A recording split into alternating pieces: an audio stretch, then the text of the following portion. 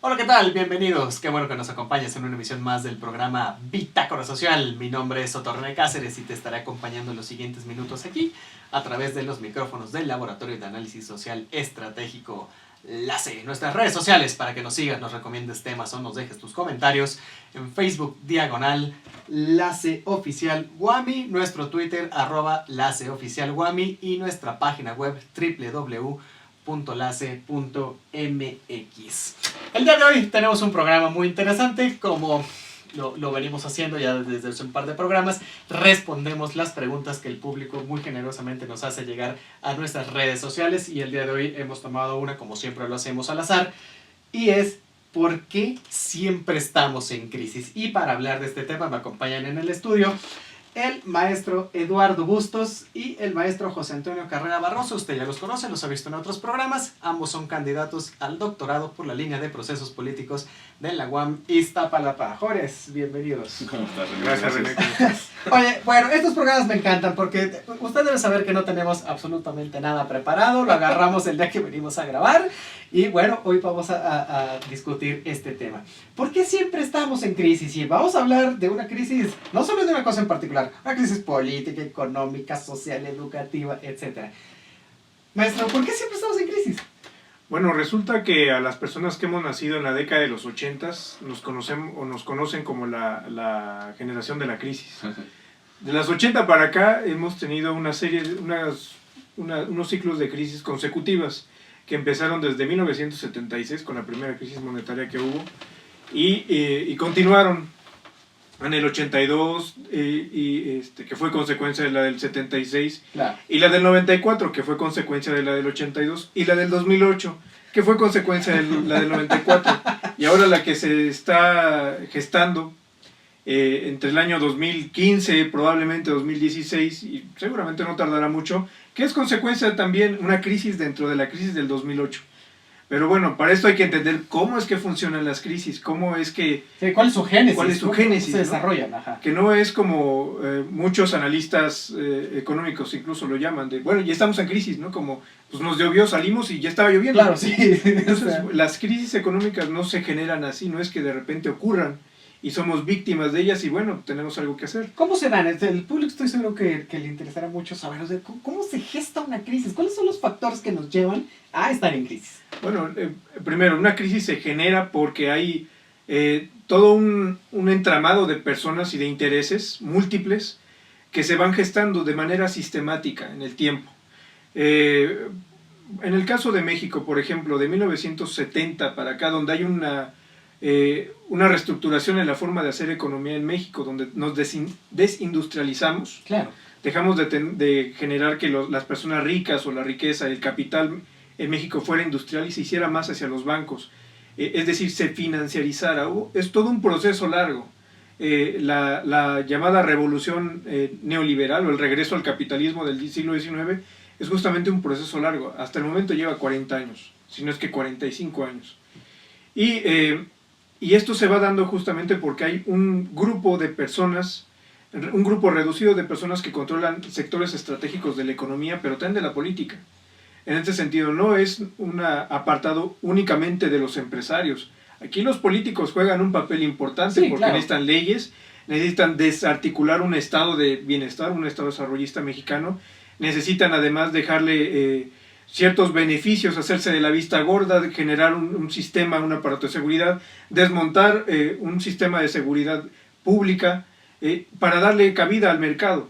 Claro. Y el problema es que un sistema que es poco rentable como el mexicano, pero tiene mejor dicho, una alta rentabilidad, pero donde hay una baja productividad, es decir, se produce poco, pero aún así generamos súper ricos. Claro, millonarios. sí, bueno, el más rico lo tenemos, ¿no? O sea, gracias a Slim. Gracias a Slim, sí. ¿Cómo es que funciona esto? Y tenemos varios. Bueno, pues para eso necesitas una economía que esté gobernada por una oligarquía. Claro. Es decir, el poco dinero que hay que concentrarlo en las menores manos posibles. Solamente para hacer una anotación, hasta antes de 1982, en México existían 24 familias que controlaban más del 50% del Producto Interno Bruto. 24 familias. Claro. Entre esas, y todavía no estaba Slim, ni Roberto Hernández, Ok. pero estaban los Larrea, estaban ¿cómo? Azcárraga. Los Azcárraga, los Díaz Barroso, Alemán. los Alemán, varias familias, los Braniff, que es una de las primeras familias acaudaladas del siglo XIX y siglo XX. Que llegan a México los Braniff con los motores de avión, con todos los aviones, y de repente, ¡pum!, meten toda la cuestión aeronáutica en México y se vuelven millonarísimos. Claro, sí. Y venían exiliados también de Europa, ¿no? Y de repente para el mercado. Millonarísimos, claro.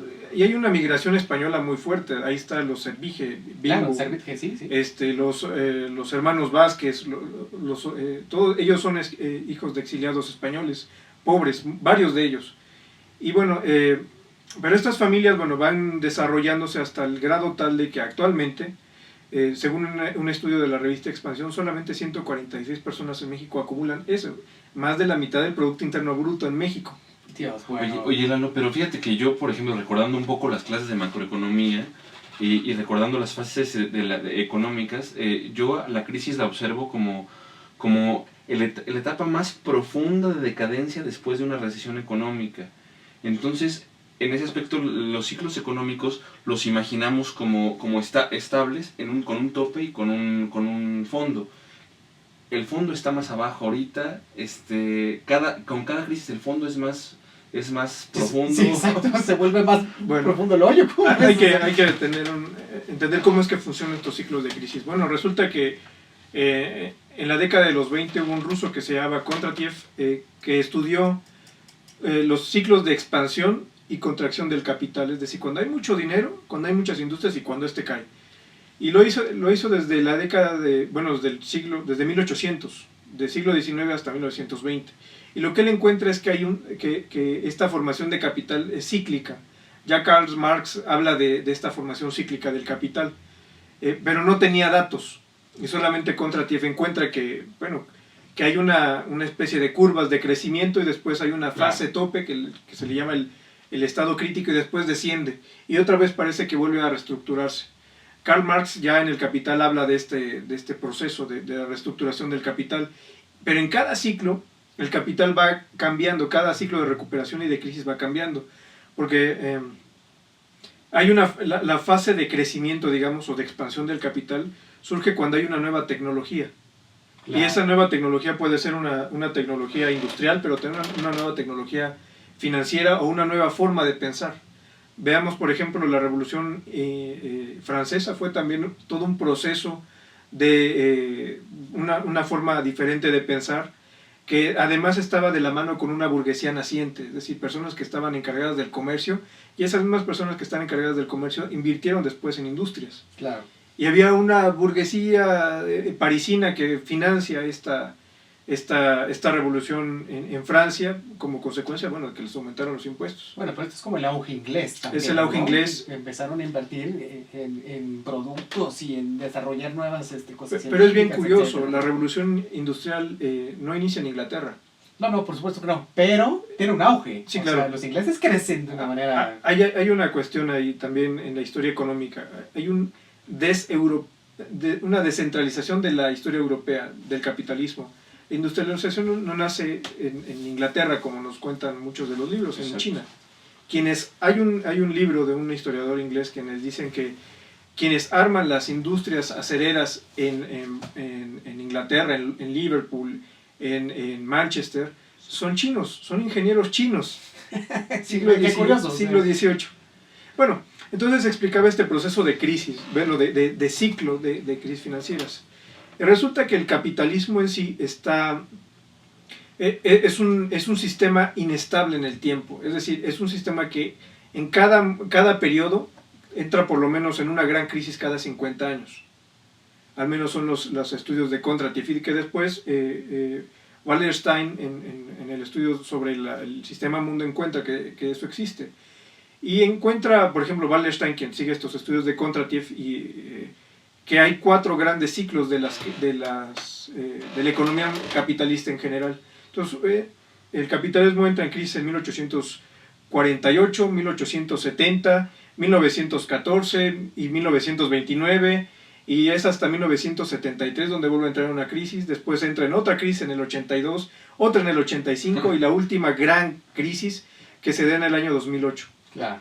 Y bueno, vamos en estos grandes periodos de crisis donde lo que se está encontrando es que cerca del año 2025, bueno, ya entraremos en la última fase depresiva. Lo que encontramos en este último periodo de 1980 para acá es que estas grandes crisis, grandes en el sentido de profundidad y de extensión a cuántas economías se expande, es que están siendo cada vez más cortas. Antes, bueno, una gran crisis venía cada 50 años. Si tomamos los ciclos históricos del siglo XVIII, siglo XVII, cada 50, incluso cada 100 años venía una gran crisis. Ahora son cada 5, cada 7. Bueno, y eso encontramos. Es terrible. Sí, claro, porque ahora lo que le llaman ahora globalización trae otro conjunto de fenómenos, que es que la sociedad humana está cada vez más conectada. Claro. Y esto trae consecuencias. Decía algún filósofo hebreo que la santidad o lo sacrílego al mismo tiempo es venenoso, ¿no? Cuando alguien tocaba el arca de la alianza se moría. Claro, sí, claro. Bueno, lo mismo ocurre cuando el mundo está más conectado cada vez, porque esa bendición de que qué bueno que estemos todos conectados, bueno, las crisis también son más rápidas, porque el mercado está conectado ya no en el comercio, sino en sistemas computacionales. Sí, exacto.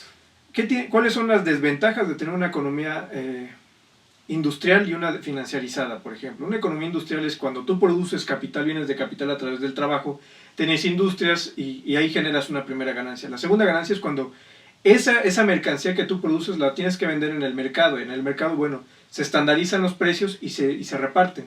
Esa es la segunda ganancia, el comercio. La tercera ganancia son los bancos, quienes te prestan para tu industria, pero también para el comercio. Bueno, pero para que tú traigas una mercancía de México, por ejemplo, hasta Kuala Lumpur, pues van a tardar unos meses en lo que lo llevas en algunos buques, claro, o en avión, y entonces la ganancia, la tasa de retorno, pues va a tardarse. Pero ¿qué pasa cuando tienes un sistema computacional donde puede funcionar, si tú aprietas una tecla Enter y sí, en un segundo tienes la transferencia? Esta velocidad de las transferencias y de las ganancias es justamente lo que le da una primicia al sistema financiero sobre el sistema industrial. Okay. Por ejemplo, solamente de las puras ganancias, si hiciéramos el PIB mundial, hacia el año 2010 eran 64 trillones de dólares, de todo lo que se produce a nivel industrial en el mundo. A nivel financiero son 955 trillones de dólares. Es una cantidad enorme. Ahora, en el sistema, la pregunta es, ¿en el sistema financiero existen capitales? La respuesta es que no. El capital se produce cuando hay trabajo, cuando hay una mercancía, pero el sistema financiero no hay circulación de capitales, hay circulación de moneda y capital. Sería la caja negra, dicen. No, de hecho es la gran estafa. ¿Cómo es que esto funciona? Bueno, tú eres un banco y tú quieres financiar otras cosas, porque bueno, los bancos no... Cuando tú llevas dinero no es que tengan una bóveda y como Rico MacPato, ¿no? Y estén todos el dinero, ¿no? Claro. Ellos llevan el dinero y lo están invirtiendo en otros lados. Están tanto tus ahorros como las afores, como cuentas de inversión, como créditos. Bueno, imagínate un banco. Los bancos no todos son iguales. Sí. Hay bancos menores, hay bancos mayores y hay grandes bancos. Los bancos menores piden créditos a los bancos más grandes y los bancos más grandes a los grandes bancos. Por ejemplo, el banco de Barclays en Inglaterra, o el Banco de Londres, o el Deutsche Bank en Alemania, o el Banco Suizo, hay varios. La Reserva Federal de Estados Unidos, que es un banco privado, sí. Entre otros. Y bueno, cuando tú pides un préstamo, por ejemplo, tú no estás sacando dinero de otros lados, tú estás usando dinero ficticio, porque es deuda. Ajá. Claro. Y bueno, esa deuda la vas a pagar con tu trabajo, por supuesto. Pero imagínate, por ejemplo, que pides ese dinero que todavía no existe, ¿no? Imagínate a ti, René, le estás pidiendo dinero que vas a pagar dentro de 20 años. Bueno, le estás pidiendo dinero al René dentro de 20 años. Claro. ¿No? Y ese dinero que vas a disponer dentro de 20 años, pues, lo estás sacando ahora. ¿Sí? Que podrías pensar es una inversión, que puede, ajá. pero podrías. Ahora, Siendo optimista. Sí. pero ¿para qué sirven estos sistemas financieros? Bueno, sirve para desarrollar un sistema industrial. Claro. ¿Cuál es el problema en los casos mexicanos? Bueno, cuando un país deja de producir y vive a través de la emisión de deuda, porque además los salarios son muy bajos, Claro. entonces la forma en que tú tienes para contrarrestar y compensar esos bajos salarios es un crédito, pues tienes a la gente agarrada de alfileres. Sí, o sea. Bueno, Que las uñas. sí, lo sé, es así, porque todo el tiempo están preocupadísimos, tienen que estar pagando un interés bastante Claro. alto, ¿no? Es terrible. Eso también es bien interesante, porque, por ejemplo, si un ciudadano de a pie va a un banco y pide 100,000 pesos, 100,000 rupias, 100,000 dólares, tiene que pagar una tasa de crédito súper alta y que las legislaciones de los estados te forzan a pagar esa deuda. Sin embargo, si es a la inversa, si el banco, tú invertiste en el banco, que también te paga una baba de Sí. intereses por el dinero de inversión, de repente el banco quiebra, de todas formas sigue protegido por las leyes estatales, ¿no? Es decir, tú no tienes que responderle al ciudadano de la misma manera que el ciudadano tiene que responderle al banco. Entonces estamos hablando que hay unas instituciones que están por encima de la ciudadanía y hasta encima de los gobiernos. Pero hay una cuestión en el caso mexicano, y ese se lo debemos a Calderón. ¿Qué es lo que hizo Calderón para evitar ese tipo de broncas? Para que no fuera nada más legal. Sí. Bueno, lo que hizo fue bancarizar todos los beneficios que se le dan a las clases más pobres. Hijo. Entonces él protege. Bueno, yo te voy a dar un recurso, ese recurso lo vas a meter al banco, lo van a manejar un banco. Estamos hablando de 6 millones de personas pobres, al menos, en este país, que están recibiendo un beneficio a través de programas como Oportunidades, Progresa claro, y sí. Prospera. Bueno, eso que ¿para qué sirve uno? Para capitalizar bancos. Cuando no es lo mismo decir, mira, yo tengo una cartera de 2,000 personas a tengo 6 millones de personas Sí, bueno. como cartera, y que además, bueno, esto me sirve para pedirte créditos al rato y esto me da confianza. Esas son de las desventajas que tiene una economía financiarizada como la mexicana. ¿Por qué estamos en crisis, por ejemplo, desde los 40? Bueno, por esta desarticulación, primero del Estado desarrollista mexicano. Tenemos un Estado que hasta 1982, debido a una cuestión aparte, una cuestión extraordinaria, que fue encontrar la segunda reserva de petróleos más grande del mundo, en 1977, que es la de Cantarell. Sí. De la noche a la mañana ya teníamos 50,000 millones de dólares extras en el presupuesto. Sí. Y ahorita es un montón, en el 76 era todavía más. Oye, pero pasó algo con López Portillo, por ejemplo, ¿no? Sí. Que basa toda la economía en el petróleo y como ahorita, ¡pum!, se le cae, ¿no? Y entonces, eso yo creo que es el principio de una crisis, ¿no? Sí. Cuando decíamos, ¿cómo podría empezar una crisis para que el público no sepa cuál es el meollo? Eso es un ejemplo claro de cómo empieza, ¿no? Digo, aunque trae un trasfondo atrás, Sí. por supuesto, pero... Hay otros estudios que, bueno, por un lado las crisis se pueden analizar de manera econométrica, con indicadores, por ejemplo, el Producto Interno Bruto, la inflación, pero hay otros que, por ejemplo John Bright, un economista inglés que estudia las crisis, pero de otra manera. Y él estudia 6 crisis desde 1600 hasta la actualidad, y encuentra que hay factores o hay estructuras que se comportan de la misma manera. Primero, hay una fase de exceso optimismo.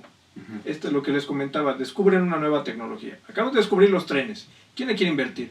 Entonces hay una euforia en el mercado y la gente compra e invierte. Bueno, esta fase de euforia llega un momento en donde se genera una compulsión por comprar. Y ya la gente compra e invierte de manera incluso irracional. Puede comprar dólares en $2, ¿no? $1 en $2. Sí, sí. Claro. Pero llega un momento de saturación del mercado en donde esto ya no da para más. Y cuando ya llega este momento de saturación, bueno, viene el pánico. Y otra vez viene la fase irracional. Pues hay que sacar dinero porque se va a caer. Y entonces viene esta fase de pánico que genera las crisis. Y otra vez, bueno, en lo que se recuperan estas personas que pierden este capital, estos empleos, estas empresas, pues se ven menguadas por las personas que pueden mejor recibir una crisis. ¿Quiénes son los que pueden mejor recibir una crisis? Pues, Los que tienen más dinero. Pues, claro. Esos son los que pueden aguantar. Bueno, una vez que estas personas que tienen más dinero aguantan una crisis, también compran a la competencia. Y el mercado va cambiando. De ahí que los cambios sean cada vez más profundos, más profundos, más profundos. Y bueno, ese es, digamos, como el esqueleto de las crisis financieras. ¿Cómo lo podemos ver en la del 82? Bueno, con lo mismo, descubrimos petróleo, invierte. ¿Qué es lo que hizo el gobierno? Bueno, tenemos ingresos petroleros, ten a ti, empresario, gran empresario, empieza a industrializar el país. Compra nueva maquinaria, haz más, Sí, por supuesto. más empresas, Sí, extiéndelo, crea sí. empleo, sube el salario, no hay bronca, ¿no? Bueno, ¿qué es lo que hacen los grandes empresarios cuando tienen esto entre el 76 y el 82? Compran a la competencia. Claro. No desarrollaron industria, compran bancos, piden dinero de ¿Cómo otros créditos. Sí, Cuando llega, y justamente la crisis del 82 fue porque ellos ya debían, pero ya como no crearon el capital suficiente para pagar deudas, porque les había dicho el Fondo Monetario Internacional que íbamos a crecer una tasa del 8.5% hasta 1987, pues se confiaron. Sí, y se fueron. Y se fueron. ¿Cuál? Oye, Cuando pero qué les dicen- responsabilidad, Claro. por Dios, o sea. Y lo que no tenían pensado es que el petróleo iba a bajar. Y eso se debió a la revolución iraní, Claro. de la que en algún momento hablaremos. Pero viene a partir de eso y generó lo que decía John Kenneth Galbraith, una epidemia, ¿no? Un desgaste en todo el sistema financiero. Sí, Sacaron sí. los dólares, el peso se devaluó, este dinero se fue a Estados Unidos, porque eso sí, los empresarios son lo más antipatriótica que hay en este país. Yo no conozco fronteras. No conocen fronteras. Ellos primero es su dinero. Primero es cuánto van a sacar el año que viene y después vienen sus trabajadores, ¿no? Y eso ocurre en el 82. Todo este periodo del 80... México se recupera hasta 1991. Estamos hablando de 10 años de recuperación, con dos proyectos que nos sirvieron, el PIRE y el FIRE, que además uno de estos arquitectos de estas políticas fue un tal señor Ernesto Zedillo, que después se hace presidente. Bueno, entonces ahí existe todo esto. Después llega el gobierno de Carlos Salinas, saliendo de esta crisis, y genera otro momento de euforia. Claro. Vamos a reprivatizar la banca. Vamos a meternos al Tratado de Libre Comercio. Y obviamente esto genera una euforia en el mercado financiero. Pero es algo que ya se conoce desde hace mucho. Claro, genera euforia, vienen capitales y después lo cortas. ¿Y cómo es la mejor manera? Bueno, con los bancos. ¿Qué es lo que hace Carlos Salinas? Bueno, México no producía lo suficiente, la gente empezaba a desconfiar. Hay problemas políticos con asesinatos de Colosio, de Ruiz Massieu, se levanta el movimiento zapatista, Claro. la gente llega a otro momento de pánico, saca su dinero, los bancos empiezan a tirarle en contra a la banca mexicana, ocurre lo que pasa con Zedillo. Salinas congela los precios, se la deja a su sucesor y la crisis le explota a Zedillo en las manos. Y otro periodo, bueno, ¿cuál fue la consecuencia de la crisis del 94? Que la banca se extranjerizó. Claro, sí. ¿Quiénes pudieron comprar? Los mexicanos, ¿no? Ellos sacaron su dinero, se empobrecieron. O se exhumaron y ya no querían nada que ver con bancos. ¿A quién se la vende? A un tal Emilio Botín, que es parte de la burguesía que todavía tenía el dictador Francisco Franco en España. Ok. Y el dueño de Santander. ¿A quién más se lo vende? Scotiabank, A Citigroup. a Citigroup, a HSBC, y entonces tienes 85% de la banca en mano de los extranjeros. ¿Para qué te sirve una banca extranjerizada? Bueno, de entrada ya no les importa invertir en la industria.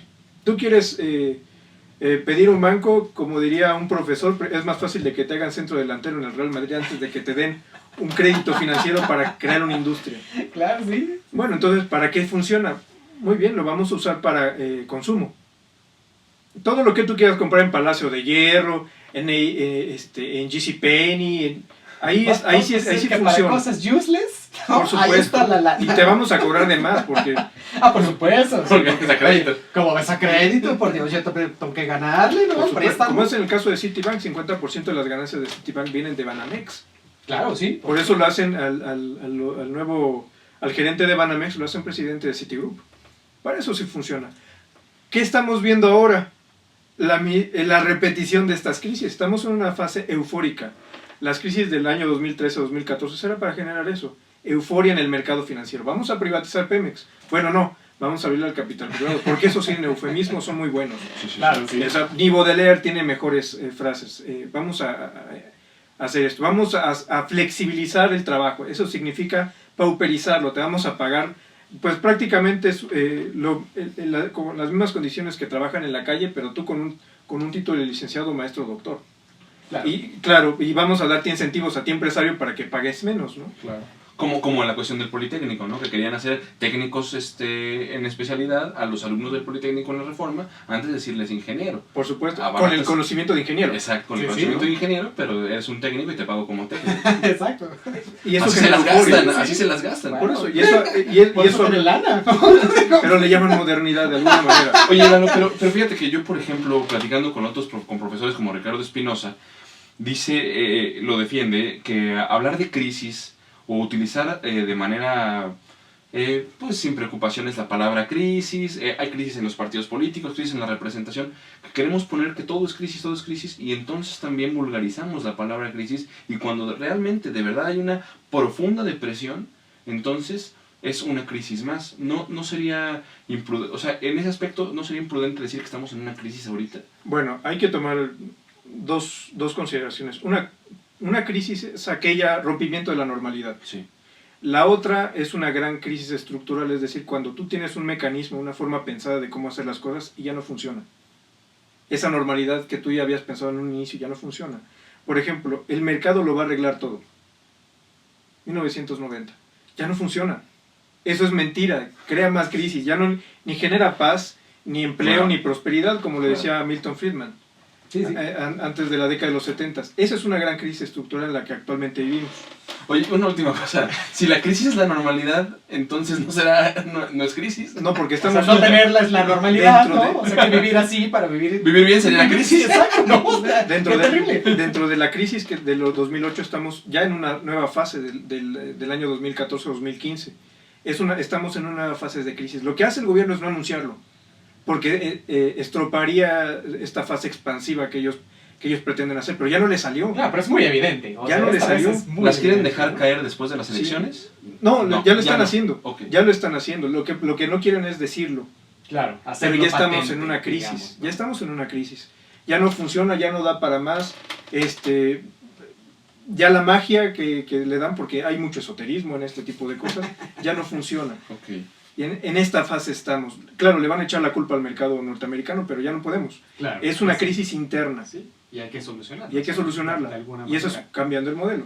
Oye, muy interesante esta discusión que hemos tenido el día de hoy por la pregunta del público. Cátedra más. Sí, bueno, y el maestro Bustos nos ha dado cátedra sobre economía, porque siempre estamos en crisis. Nos faltó hablar mucho de la bolsa de valores, de la crisis que tuvo la Gran Depresión con los Estados Unidos, etc. Pero bueno, tendremos más preguntas del público, trataremos de responderlas lo mejor posible. Quiero agradecerle al maestro Bustos y al maestro, ay, Dios, se me va, Carrera Barroso, 2 veces ganador de la medalla, no se me olvida, que haya estado con nosotros. Muchísimas gracias. Y nos vemos en la siguiente para seguir respondiendo preguntas del público. Muchísimas gracias por seguirlas mandando. Nuestras redes sociales para que las vuelva a mandar. Estamos en Facebook como /LaceOficialWami, nuestro Twitter @LaceOficialWami y nuestro sitio web www.lace.mx. Quiero agradecerle a nuestro productor Ulises Juárez, que nos facilita las instalaciones de Limón Canán para la grabación de este programa. 3093-4527 es el teléfono donde se puede comunicar para que le graben cualquier tipo de necesidad audiovisual musical que usted necesite. Mi nombre es Otto René Cáceres, soy el Mick Jagger de la ciencia política, y a nombre de los que formamos LACE, le agradezco que haya estado el día de hoy con nosotros. Nos vemos y nos escuchamos en la siguiente. Muchas gracias.